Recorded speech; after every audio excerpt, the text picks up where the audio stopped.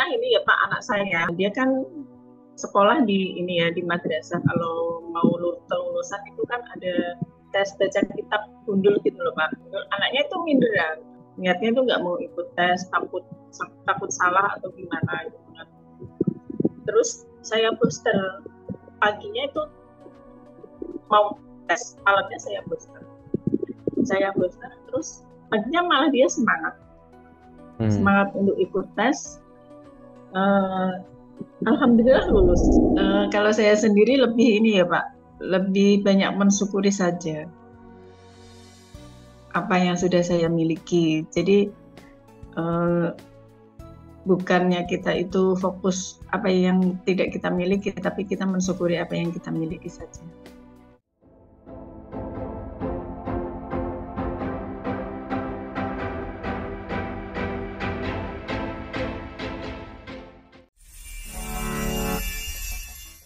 Bu Yayah, dari mana Bu dulu kepikiran kok klien pada saat mode makeup itu di booster gitu?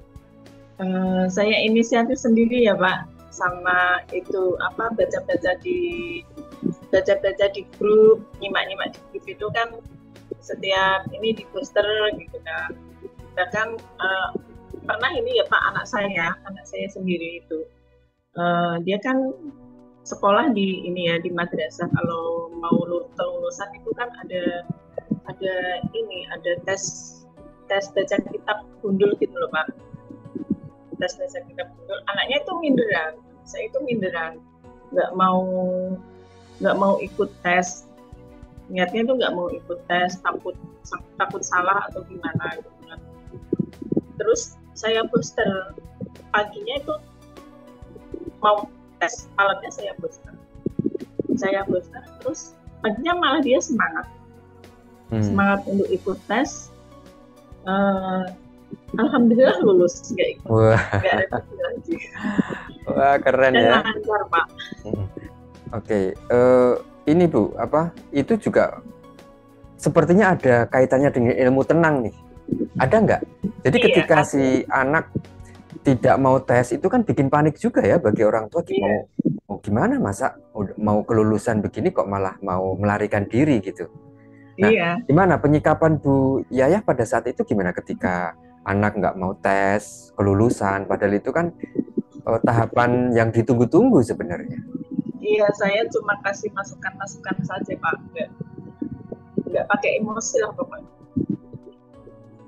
Kasih masukan seperti itu supaya dia ini supaya ikut lah, bisa ikut gitu.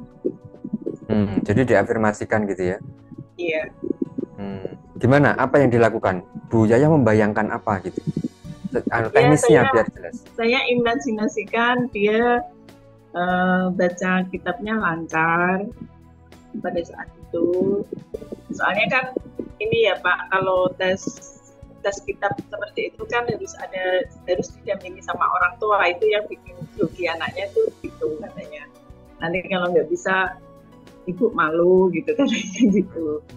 Ya saya afirmasikan seperti tadi, tes dampingin anak saya di depan para guru sama para wali murid dengan lancar dan dengan nilai yang bagus, lulus, nggak ada kendala apa-apa seperti itu Pak. Ternyata banyak sekali ya yang bisa diimplementasikan tentang ilmu tenang ini di dalam semua aspek kehidupan ya Bu ya. Iya. Nah, gimana kalau menurut Bu Yayah, gimana pandangan Bu Yayah dari ini semua, dari banyaknya peristiwa yang pernah dihadapi dan kemudian juga dengan ketenangan itu gitu? Apa pesan yang bisa disampaikan Bu?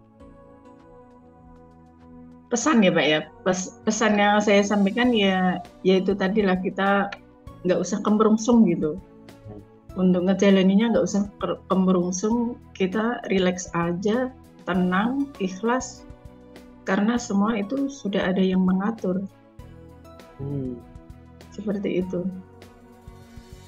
Ya, dengan keberserahan itu ya ternyata. Iya. Nah, dalam pandangan Bu Yayah, berserah dengan pasrah itu beda atau sama? Ya, kalau menurut saya beda ya Pak ya. Pasrah itu kan identik sama keputusasaan ya Pak. Nggak ada ikhtiar ya. Kalau berserah itu kita tetap ikhtiar. Cuman hasilnya itu kan biarlah Tuhan yang menentukan, kan seperti itu. Hasilnya kita nggak tahu. Yang penting kita melakukan yang terbaik. Seperti itu Pak. Oke, mantap. Iya, mantap. Sudah paham ya membedakan antara keberserahan dengan kepasrahan gitu. Kalau kepasrahan itu ya memang sudah tidak seperti orang yang tidak berdaya gitu. Artinya ketika bersikap pasrah, dia berada di frekuensi yang tidak berdaya gitu. Nah, ketidakberdayaan itu pula yang akan ditarik dalam kehidupan kita. Nah, memang sih dalam bermanifestasi itu perlu terampil untuk mengenali perasaan atau emosi kita. Juga perlu terampil untuk membentuk vibrasi kita, karena vibrasi itulah yang kita lepaskan ke semesta. Nah, itu ada kaitannya juga dengan doa. Kebanyakan orang mungkin masih berdoa dengan merintih-rintih, meminta-minta gitu ya. Padahal doa semacam itu menempatkan dia adalah vibrasi yang berkekurangan, lemah, tidak berdaya. Nah, akibatnya ketidakberdayaan itu pula yang akan ditarik atau masuk ke dalam kehidupannya dia. Gitu. Bu Yayah kalau berdoa seperti apa? Spill dong. Kalau saya sendiri lebih ini ya Pak, lebih banyak mensyukuri saja apa yang sudah saya miliki. Jadi bukannya kita itu fokus apa yang tidak kita miliki, tapi kita mensyukuri apa yang kita miliki saja. Fokus terhadap apa yang kita miliki. Selalu mencari alasan untuk bersyukur ya Bu ya? Iya. Kenapa Bu? Memang kalau kita sering memikirkan apa yang tidak kita miliki? Capek Pak. Capek dan nggak ada habisnya. Berarti nggak pernah ya Bu ya berdoa itu dengan meminta-minta gitu? Ya kalau dulu sih, iya Pak, kalau dulu. Kalau sekarang udah enggak. Kenapa Bu? Dengan bersyukur apa yang Ibu yakini? Ya kalau dengan bersyukur kita kan merasakan kebahagiaan ya Pak. Kebahagiaan, ketenangan seperti itu, nikmat gitu. Ya terus apa ya? Kalau kita meminta-minta itu ya nggak ada habisnya. Soalnya sifat manusia itu kan selalu kurang. Kalau kita minta kan berarti kita kurang ya Pak, kekurangannya. Tapi kalau kita bersyukur itu kita merasa berkelimpahan setiap hari kan seperti itu Pak. Mantap, mantap, mantap. Nah, ini nih yang perlu dicatat ya. Ternyata dari beberapa orang yang kita wawancarai ya, ketika saya tanya gimana cara berdoanya, ternyata jawabnya sama Bu, dengan bersyukur. Karena dengan bersyukur itu merasa kita melimpah gitu, memiliki banyak gitu, merasa kita kaya gitu. Nah, ada orang juga yang mengatakan bahwa kita perlu sombong. Wah, sombongnya bukan mentang-mentang gitu ya, tetapi sombongnya itu berhadapan dengan uang itu kita perlu sombong. Kita merasa perlu selalu punya gitu. Nah, dengan begitu vibrasi kita itu vibrasi berkelimpahan. Akibatnya apa? Kelimpahan itu juga yang akan menarik atau ditarik masuk ke dalam kehidupan kita. Keren. Ya, jadi perasaannya menjadi lebih tenang juga ya Bu ya, karena tidak pernah panik, aduh besok gimana gitu ya. Selalu merasa merasa punya aja tiap hari gitu ya. Iya. Ini ada satu kejadian ya Pak, baru kemarin ya. Rencana wisuda tahun ini, kemarin minggu kemarin itu sempat ngabarin kalau dia nggak bisa ikut UTS. Alasannya uang UKT-nya buat jajan, habis buat jajan gitu. Nah, belum dibayarkan ke kampus UKT-nya? Iya, belum dibayarkan padahal sudah. Gimana? Ya, Bu Yayah marah nggak? Iya, namanya anak-anak saya ya gimana ya Pak, mau marah juga ya percuma ya, uangnya sudah habis. Ya kita cari solusinya saja. Ya ini saya sama anak saya ngomong seperti ini. Ya ini kesempatan kamu untuk bertanggung jawab kan seperti itu. Saya sudah kasih uangnya, kalau uangnya habis ya harus diganti gitu. ya entah gimana caranya, kamu harus bisa ganti.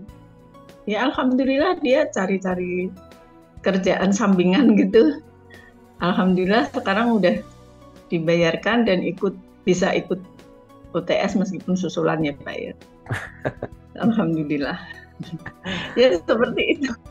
Ya marah pun percuma ya Pak. Kita kalau marah itu pasti ya capek, emosinya itu juga capek.